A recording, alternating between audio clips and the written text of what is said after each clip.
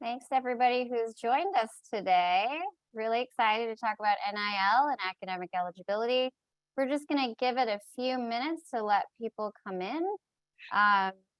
We've already got 130 registrants in the room. So we will hold off for until 12:03 Eastern time to kick it off.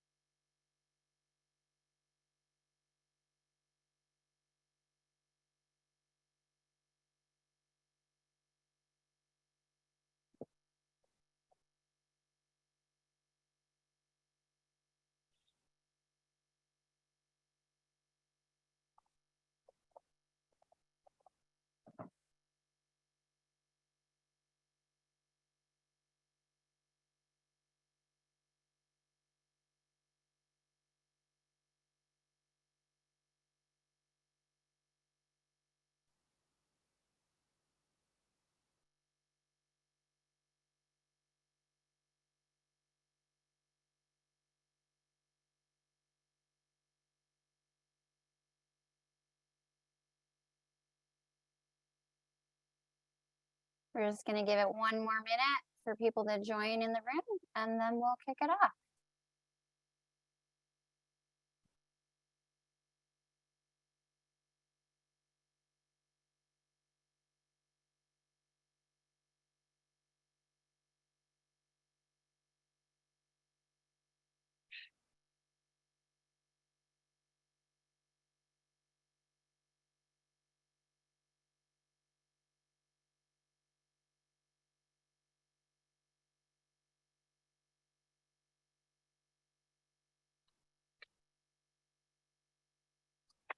All right, well, happy Wednesday, everybody.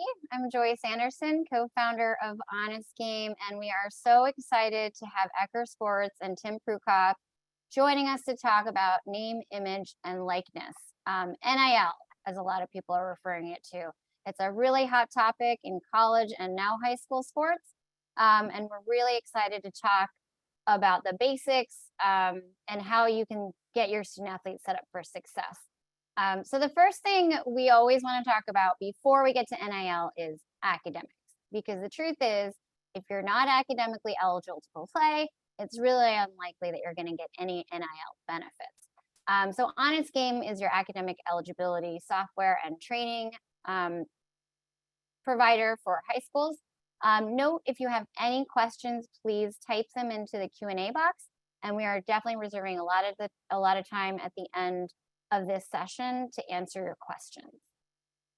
So if you're at a school or you've got student athletes at a school, at a high school, things that you want to make sure you're taking care of. Your NCAA Eligibility Center portal, every high school has their own account, and there needs to be 2 high school administrators in charge of that account, submitting fee waivers, responding to NCAA tasks for specific students and courses, and uploading transcripts for eligibility review. With your NCAA Eligibility Center portal, you want to make sure that the classes being offered at your school are getting approved properly, that you've got your AP and honors weights, that you've got your grade scale, that your virtual learning curriculum and credit recovery classes are getting appropriate approvals, and also if you have any outstanding classes that need review and additional documentation, is that documentation being submitted? We're going to cover really basic NCAA eligibility requirements because you got to make sure that your kids are tracking properly. So the NCAA rules haven't changed much over the years. There was a COVID waiver that's still in effect for your class of 2023 entering college full-time. And we'll see what happens with the NCAA SAT requirement come January when they vote on it. But currently, you got to meet those minimum requirements for Division I and Division II. And then Division III has no eligibility requirements, but you're required to be admitted into the college. So when we ask about NCAA courses, what does that mean? Your high school courses need to meet these specific requirements for your college prep, granted graduation credit, taught by a qualified instructor in specific subject areas, and taught at a regular academic level. But the crux of it is, just because you've got core courses that you're offering doesn't mean they're NCAA approved. So they need to be submitted by your NCAA eligibility center admin, and then they need to be approved by the NCAA for NCAA credit. And then you take it down another level, and we're talking about each student's individual NCAA core GPA, which is based on those core classes that are taken and completed. And here are some real life examples of students who either thought they were eligible but were not, or thought they were ineligible when they were actually eligible. And so what we want to make clear is that your school GPA is different from your NCAA GPA, and it's not always what you think it is. So you want to make sure we're doing the math and checking each student athlete to make sure they're on track. I wanted to make a note about NAIA. They recently changed their requirements to waive test scores if students have a 2.3 minimum school GPA at graduation. However, they don't meet those requirements, then we go back to the old requirements, which is the 2 out of 3 criterion. And if you don't have class rank, then you got to meet the GPA and the SAT or ACT requirement. And just to be clear, this NAIA GPA is your high school GPA, whereas the NCAA GPA requirement is a different type of GPA that requires some calculation. When we talk about college athletics, we always want to talk about all the different opportunities available to your student athletes. It's not just D1 or bust. There are so many 4-year, 2-year opportunities, many of which provide additional financial aid for athletics.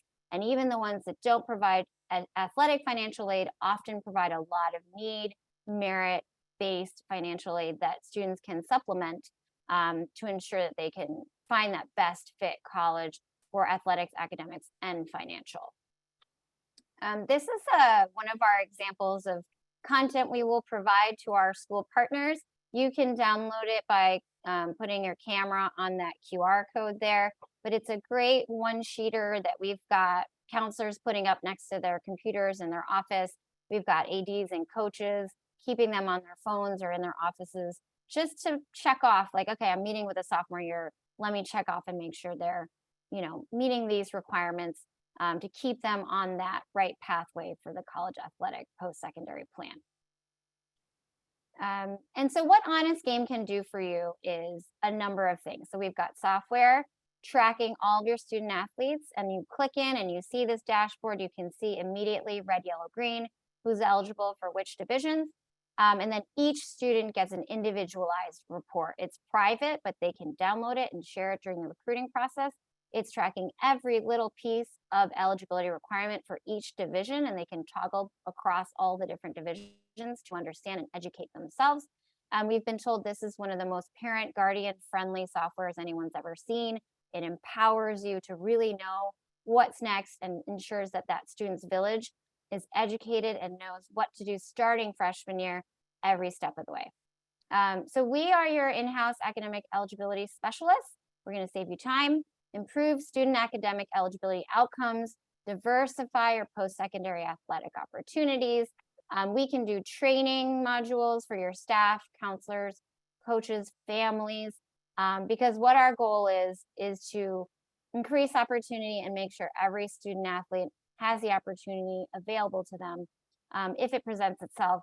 And the segue here into NIL is just a reminder, without academic eligibility, you're likely not going to be able to take advantage of your NIL. And so now I'm going to kick it off to Tim to take it over. Great. Thanks, Joyce. It's great to be here. Like Honest Game, Eccker Sports is dedicated to helping educate high school administrators, coaches, student athletes, and their families on all of the evolving issues around name, image, and likeness. And Joyce has control of the slide, so I'll ask her to switch to the next slide.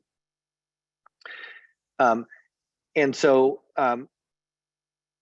since June of 2021, the world has changed dramatically for the high school market as it relates to name, image, and likeness. As of today, 19 states high school athletic associations have approved that high school athletes could profit from their name, image, and likeness and maintain their eligibility to play high school sports as well. The rest of the states, if you go to the next slide, Joyce, this will show the slides, and this is where we are today. So all of the states that are listed in green here allow high school athletes to participate in name, image, and likeness and maintain their eligibility. The states that are in yellow currently do not permit NIL for the high school market, but they are in consideration of making changes. We know Nevada and Pennsylvania are likely going to be the next two that come on board. And at Eccker Sports, we're working with 10 different state high school athletic associations across the country, helping them kind of navigate their way through this process. Next slide, please.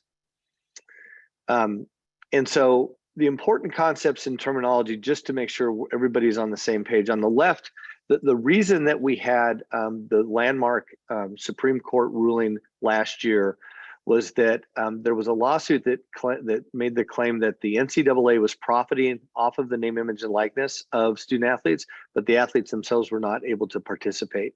And when the Supreme Court looked at it, they ruled that, in fact, the NCAA's requirement that you had to be an amateur in order to participate in NCAA sports was a violation of the Sherman Act, which is an antitrust regulation that said that the NCAA was being unconstitutional in that requirement because they were controlling the value of what somebody could potentially make. And so that was what happened, a summer ago. And on the right, what the NCAA said was, we are not going to have the ability to govern this. This is going to have to come down to each state's individual state laws and or the way that they're going to operate within those states. But there were three things that the NCAA wanted to be very specific about, which is, I think, is important for this conversation. The first is that student athletes weren't paid for play, meaning you don't get paid. You can't pay a student athlete for participating in an athletic competition. You can't pay a student athlete for success in a competition or how they perform. So that was the first thing. The second thing they said was that you could not use NIL money to induce an athlete to come to a school. So, if the NCAA said it was that would be an improper inducement. And then the third piece, they wanted to reinforce that third parties outside of the athletic department at a university are not allowed to participate in the recruiting process of a student athlete. And this is really important if you have student athletes that are being recruited today, that make sure that they understand that if somebody outside of the coaching staff or the university is calling them or reaching out to them, if the NCAA determines that actually occurred, that could cause a problem with their eligibility if the NCAA determines that was an infraction. Two other key points: intellectual property, right? Intellectual property means anything that we create as an individual that we want to maintain the rights to. And as we think about name, image, and likeness, you're seeing a lot of student athletes and a lot of folks they're moving towards trying to copyright and trademark those things. Let's go to the next slide, Joyce. So the trends that we see, how are student athletes taking advantage of name, image, and likeness opportunities? One is to promote local corporate businesses. So at some of the smaller schools and across the states where high school athletes are being able to participate, we're seeing a lot of local businesses get involved and hire athletes to be brand ambassadors or to be representatives of them. Some athletes are creating their own products and their own merchandise. Appearances is really a pretty common thing for more notable athletes to go up and do autograph sessions, go to camps and help coach young athletes and things like that. The payment in kind compensation is something else that we see a lot, where shoe companies, apparel companies, companies like Beats, as you notice, that lots of times they will be giving the athletes those payment in kind compensation. And then the collectives, just to touch on that for just 1 second, collectives are formed by third-party entities like booster clubs, alumni, and groups of people that want to support an athletic department. They create their own LLC, set up their own organization, get their own money donated into that organization, and then out of that, they will go work with student athletes, give them opportunities to do one of the 4 things that we saw here, whether that be promoting a corporate entity, whether that be appearing somewhere, doing autographs and things like that. And when they do that, then the student athletes are able to then earn money because of those activities. And so that's how those things have been set up. Let's go to the next slide. So the things to consider, I think these are the 5 things that we talk a lot about with a lot of the student athletes that we work with, as well as the administrators. Number 1 is make sure before you sign any contract that you have legal representation review the agreements. We've seen lots of agreements that had no termination dates in them. So effectively, a entity would come in, sign up a sponsorship deal between an athlete and some entity that they want them to represent, with no determined end time to that agreement. So likely, if that athlete was to participate and do well, that they could maintain some claim on that athlete, without any ability for the athlete to get out of that requirement, which may affect them down the future. So things like that are very important. Also, the limited liability and indemnification and those types of things that normally occur in those agreements. It's really important to have an attorney look at legal agreements. The second thing is that any money or any value that you get in kind over $400 is taxable. And so the athletes need to make sure that if they are collecting that money, that they're taking money and setting it aside. Predominantly, this comes through the form as a contractor, where they'll receive a 1099. If it's at the high school or college level, the student athlete normally needs to then report that deal to their athletic department so that they can track it as well. But make sure that you're understanding that if you are getting paid, that money is going to be tracked and taxes will be due. On the recruiting visits, again, every state is different. Every state law is different. For example, in the state of Texas, coaches at athletic departments cannot talk to prospective student athletes about name, image, and likeness opportunities, whereas in states like Alabama, Ohio, and California, that they can. So so we need to understand what are the specific state laws in each state where you're being recruited, so you know what is or is not permissible to have conversations about. Financial aid. So an NIL deal is just like any other job. It won't prevent you from getting scholarships. It won't prevent you from financial aid, but it can affect your eligibility for financial aid and Pell Grants, because the amount of money that's earned there will get attached to the expected family contribution number for those things. So make sure that we understand if we take a $2,000 NIL deal and that puts us over the cap for our Pell Grant, it may cost us $30,000 during the course of my college career. So those are things to understand as well. And then image and branding. One thing that we spend a lot of time talking about is having to make sure that student athletes are intentional about how they go ahead and create their brand so that it's representative of who they are today. It can be effective for them in the future, and they don't connect themselves to brands that may be problematic for what they're trying to do throughout their life. Next slide. And so what Eccker Sports does is we have an NIL playbook platform. It includes video courses that go through all of the details about the history of NIL, all of those core components that we talked about, things to think about, checklists, what to do about taxes, finances, legal, and recruiting, and then some information on branding. We also provide a resource hub which has state-by-state vetted information, the largest collection of information about name, image, and likeness anywhere in the country. And it's vetted and updated on a daily basis by a team of experts who wake up with the sole purpose of keeping our partners up to date on what's going on with name, image, and likeness. And then we have several coach and parent assist tools, and these are frequently asked question documents, one-pagers, financial information documents, and other things that we get asked by people who are looking for things that they can give to people to help them through their process. All of that's available as a member of the Eccker Sports NIL Playbook platform, which is an annual membership. Next slide. And so I think to kind of finish off the conversation, the 2 limited time offers for all of the great folks that are with us today on this webinar. From Eccker Sports, the normal membership fee for that NIL Playbook membership is $50 a year. If you sign up within the next 2 weeks by clicking on that QR code and using the webinar 25 in the promo code, you can take advantage of a 50% discount on a membership, and we'd love to see you there. Joyce, I'll let you explain your promotion. Thanks, Tim. That was awesome. I learned so much. Honest Games offer is 10% off your school contract or your individuals.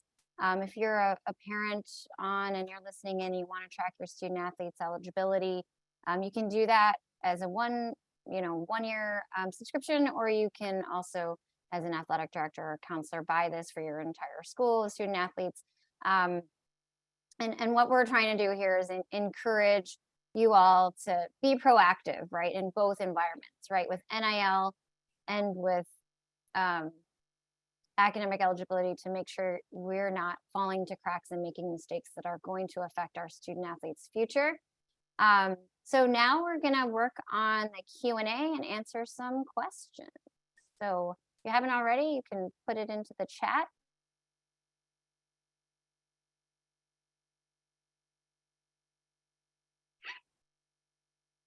I think we had one question. Where can I find the information on each state law or high school regulation? Great question. Thank you for that question. So if you go to eckersports.com, ECCKER sports.com, there's a yellow button on the right-hand side that says Resource Hub. If you click on that Resource Hub, it will actually pull up the state-by-state information. You can go, it's an interactive map. You click on the map and it opens the map up and it gives you the state laws, the high school association bylaws, and any other pertinent information as it relates to that.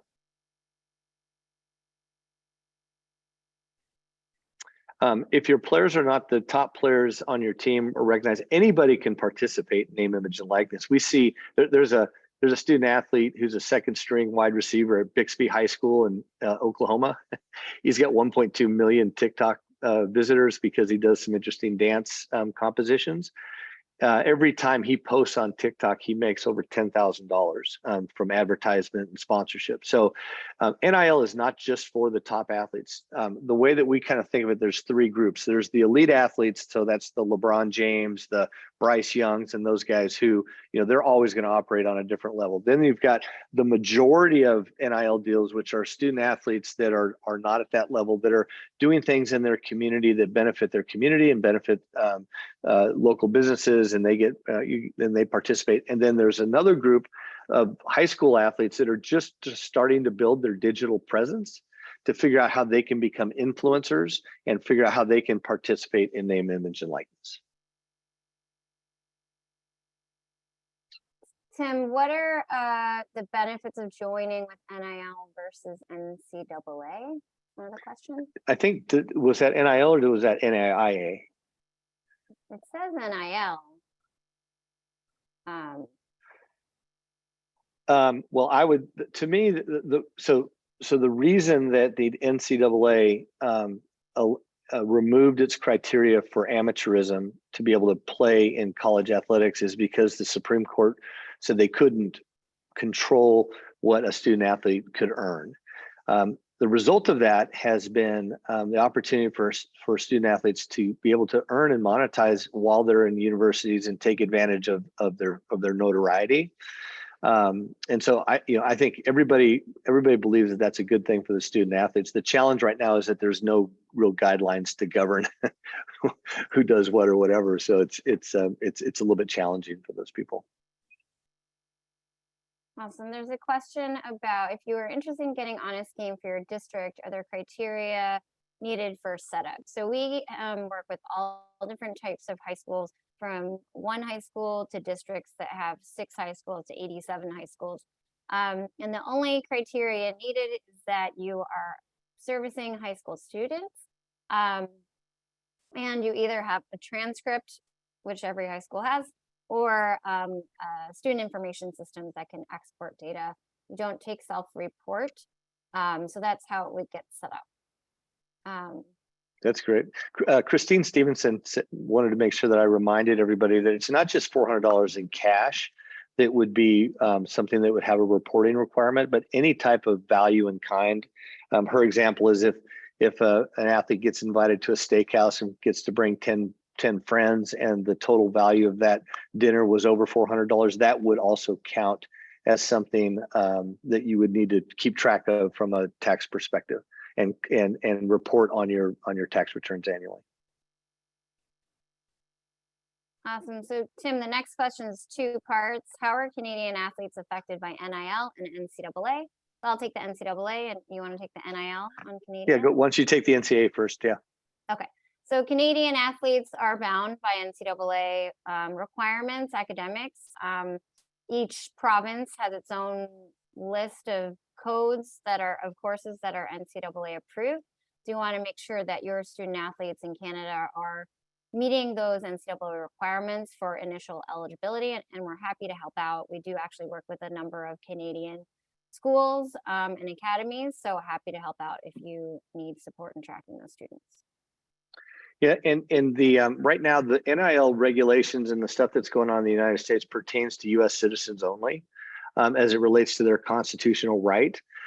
Each university has its own policies and procedures as it relates to those student athletes. So I would refer you to the policies and procedures for each individual university to understand what their responsibility is as it relates to international athletes. But from the perspective of the way that this has all been run out over the course of the year, international student athletes have not been able to participate in name, image, and likeness as of yet. And there's another question about the payment in kind. So when you think about the value of something that you earn, whether it's cash money or somebody gives you a gift or somebody does something for you because of something that you've done or who you are, any of those ways that you can create value for yourself are things that could potentially become taxable. So, for example, if Beats gives me a pair of gives me a set of headsets that are worth $500, then when I claim taxes at the end of the year, I've got to report that I had a $500 value in that thing that they gave me.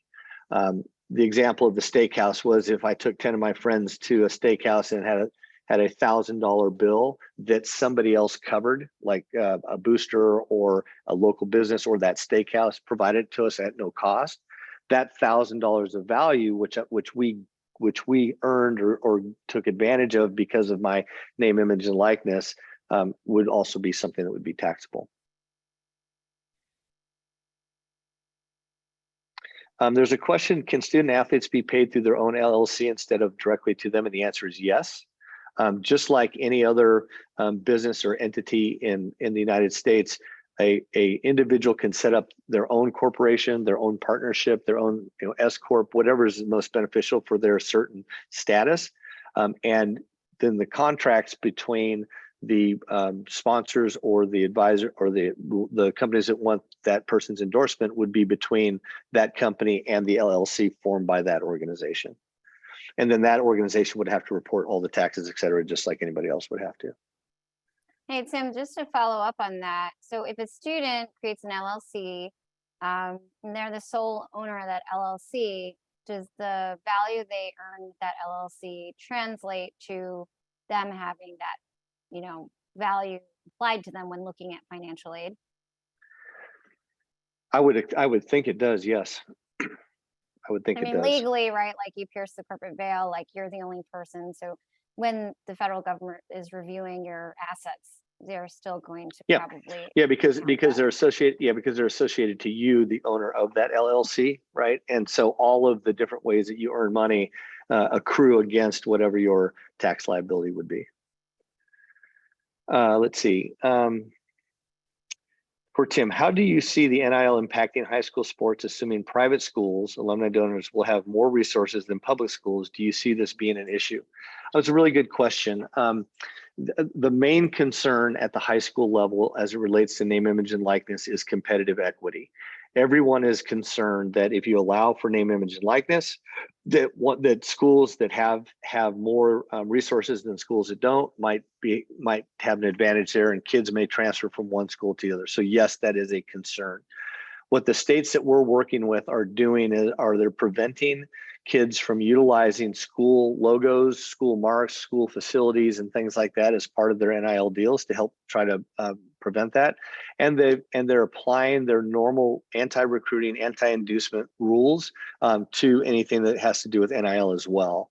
But yes, that is something that everybody is concerned about. Joyce, I think there's one last one for you. Oh, okay. Yeah. Before I move on, I just want to make a note that, if you're planning on jumping around from school to school for whatever reason, if it's NIL or getting more playing time or whatever that is, please make sure that that school offers NCAA approved classes, because we've had kids switching schools and then realizing after a whole year being there that none of the classes they took actually count towards their NCAA eligibility. And they went from being a D1 qualifier to a non-qualifier after 1 year because they didn't have enough time to catch up. So just be careful about that. For Joyce, are you both working with student athletes to address mental health issues? Absolutely. So actually, Honest Game put on a webinar this past summer on mental health in student athletes and how it's different in student athletes than it is versus your general population of students. And we're happy to share that recording with you if you haven't been able to catch it. We had a PhD and a counselor / former college coach speaking to those student athletes' experiences and how we as the adults in their village can support them. I also want to mention that when you're thinking about NIL, I know a lot of you are also thinking about amateurism and how do they go together, right? And kids have to fill out the amateurism survey when they register with the NCAA Eligibility Center, and then they have to do it again their senior year in the spring to kind of like wrap that up and finish their certification. So the key, and I know Tim can talk more about this, but I just want to talk about the initial piece of it is that name, image, likeness is that you are getting a benefit for your name or your image, right?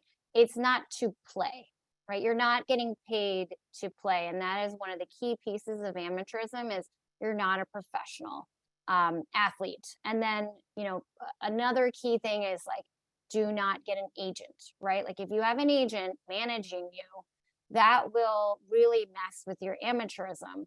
And so, Tim, I think it'd be really helpful for the listeners to understand like what's the difference between an agent and a financial advisor or these other things that you're recommending they pursue.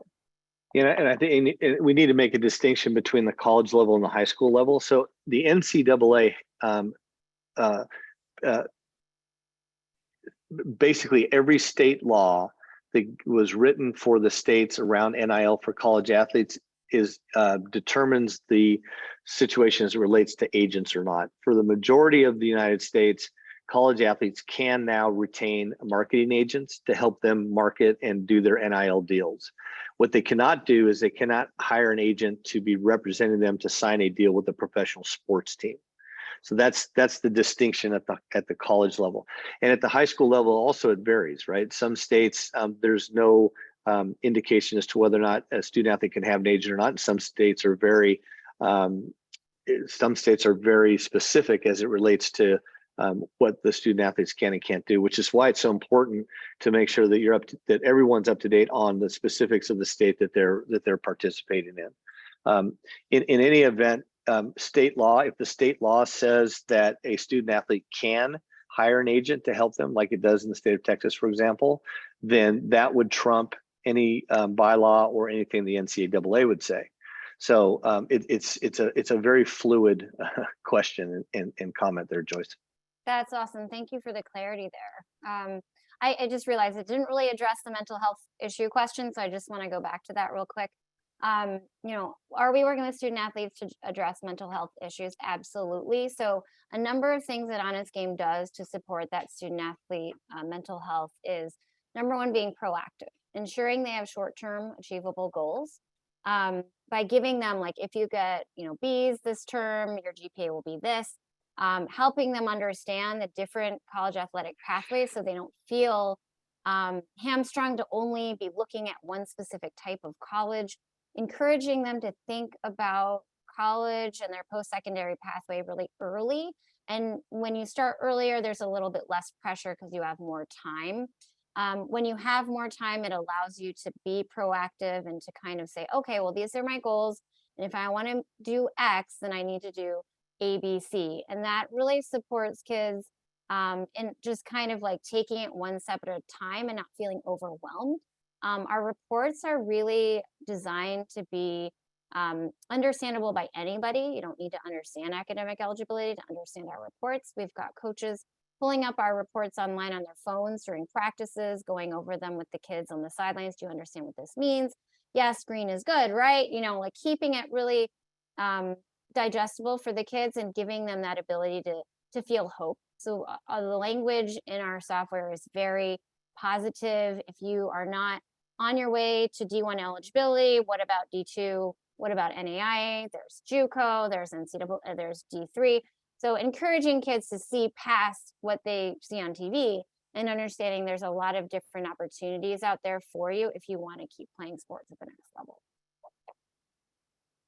So Tim, the next one I think is for you. I'm a high school athletic director in a state that NIL is prohibited as of now. I know it's coming soon, so I got my agent license for the state. What are some of the foundations I should have in place when it is passed to ensure I can assist my student athletes? I would love to learn more to protect my high school athletes, but would also like to get more involved on the NCAA side as well. Well, that's very very forward thinking. And the first step that you need to do is sign up and become a member of the NIL playbook at eckersports.com, because that will give you all the information that you need as it relates to the state laws, the high school bylaws, and those things.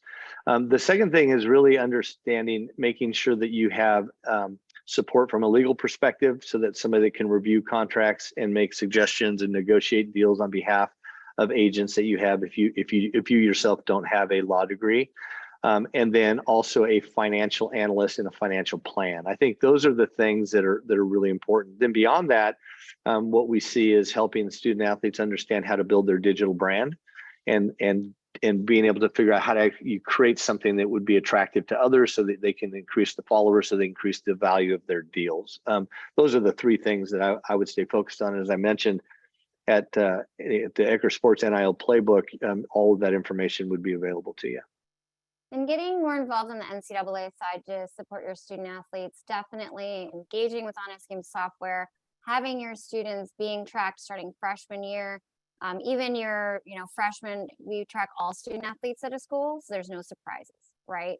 You could grow a foot during your high school career, or really students come out of the woodworks at the end of their high school career, and what we don't want is surprises with NCAA eligibility. We also provide a lot of training for staff and students and families, so we can do live webinars, we can do recording libraries, we can do in-person sessions to educate, because what we want to do is make sure that everybody knows how to feel empowered and take control of their own recruiting and academics and NIL, right? To make sure that you know what to do, so you're not feeling like you need to, have somebody else do it for you, or that you're feeling powerless. Tim, this one's for you. What about setting a partnership with your parents, but your parents are a majority owner? Would that affect the financial aid for student athletes? So if it was a partnership between the student athlete and the parents, if the parent was claiming that student athlete on their as a dependent, it certainly would, right?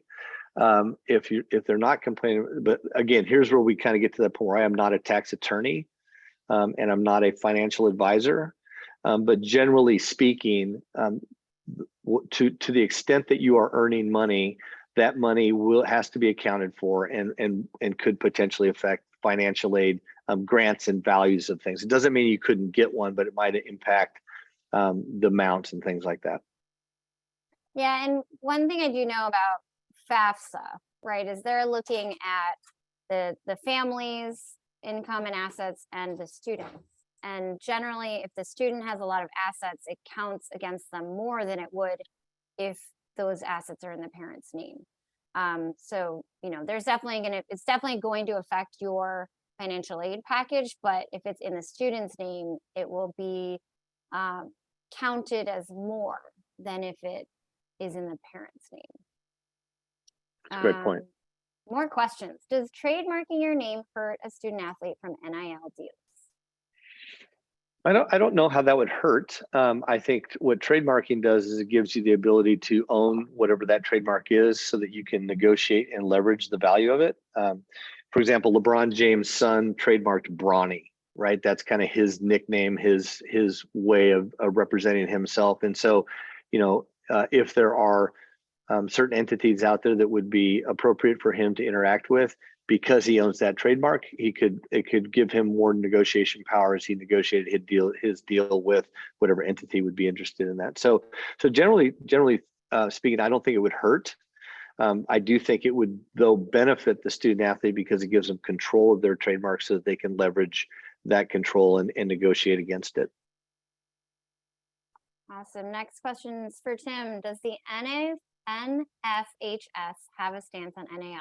Or are they just saying to listen to the state associations? States would have final say, but just wondering if NFHS is on one side or the other. I think they both ways. as Randy would say, they feel strongly both ways. So the leadership at the NFHS has made very specific statements over the course of the last year that they do not believe high school student athletes should be able to participate in name, image, and likeness.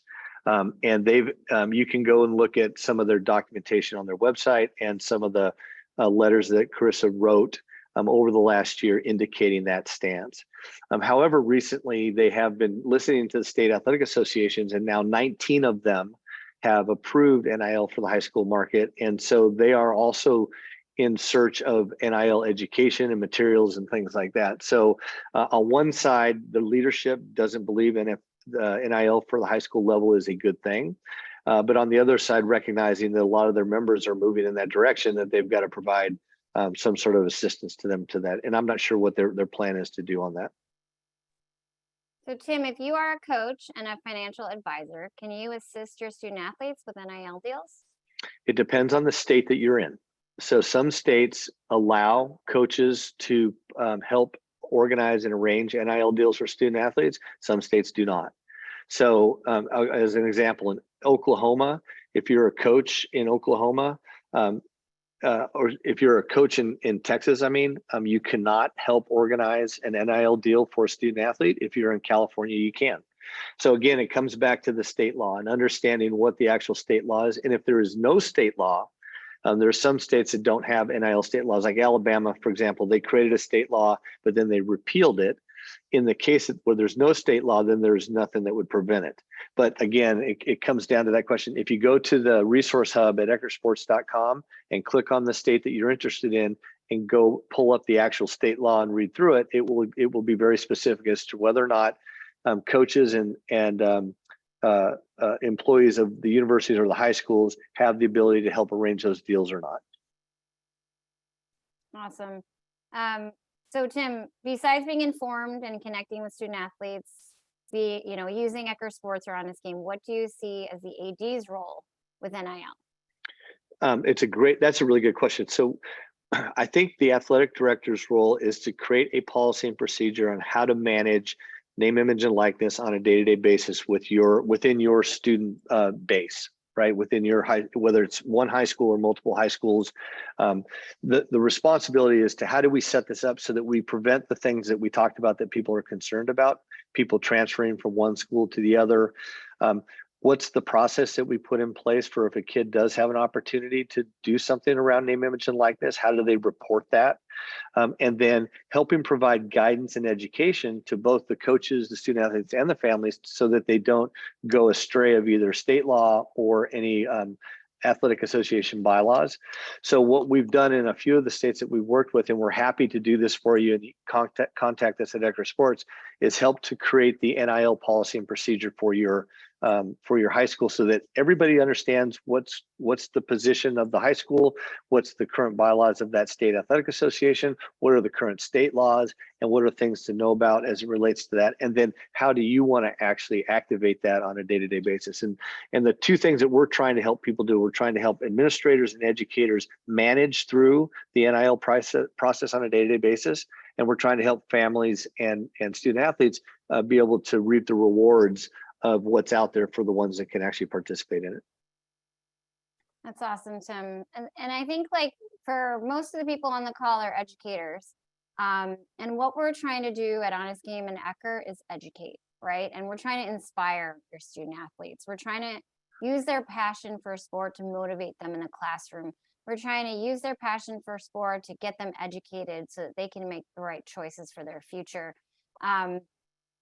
And what we're trying to do is meet kids where they are, right? And make your lives as staff members easier, save you time, ensure that you're giving the proper information because it's really hard.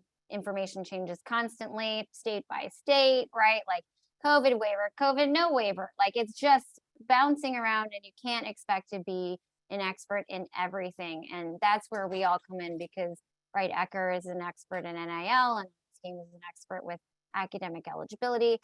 We have a couple more questions, and then we're going to have to wrap it up. Tim, how much is the Eccker playbook for students and parents? $50. So there's a $50 membership fee for an annual license to the Eccker Sports NIL playbook. If you order now, between now and November 11th, you get $25 off of that. So it'd be $25 for your family to have access to all the information that we talked about. And then the last question is, Tim, you mentioned they need to report their NIL deals to AD, and the question is, why is that? That's because it's either mandated by state law or mandated by the interpretation of the bylaws in some states. Some states it's not required, some states it is. So again, this goes back to the if the state wrote an NIL law specific to NIL deals that requires the reporting of those deals to the either athletic department or university, then they have to do that. If in the bylaws, the High School Athletic Association also requires, there's some states where they require that all deals be reported so that they can have a visibility, so that they can prevent the competitive inequity stuff that we talked about. Awesome. And why would, if you think about it, like, why would you have a law like that that a student would need to report those to the AD? And it's probably to protect the student, right? Like, the laws are drawn up to protect the students, right? Yeah, I would say, Joyce, the biggest thing people worry about, other than the competitive equity, is that a student agrees to do something for some entity, and it shows up, and then something bad happens, right? So we need to protect the young people in these situations. So that's why they ask that those deals be reported before the student athlete actually goes and does them, so that there's a parent involved that can help make sure that those things are all legit. That's right. And then what is the cost associated with Honest Game? So for individuals, you can get unlimited reporting for $160. And again, there's a 10% off membership here. With schools, it's a student by student basis. And so we would track all your student athletes for between $3 to $6 a student, depending on your school and how you want that to roll out. And so we all, Eccker and Honest Game are here to support you in an affordable way.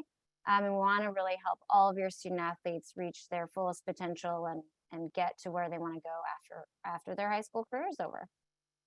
Tim, is there anything you wanted to add before we close it out? Just really appreciate the time and the opportunity to talk to you about what we're trying to do. We're here to help. As we say with our friends in Texas, we're here to help the coaches, help the kids. And we would like to be that for you, your trusted partner.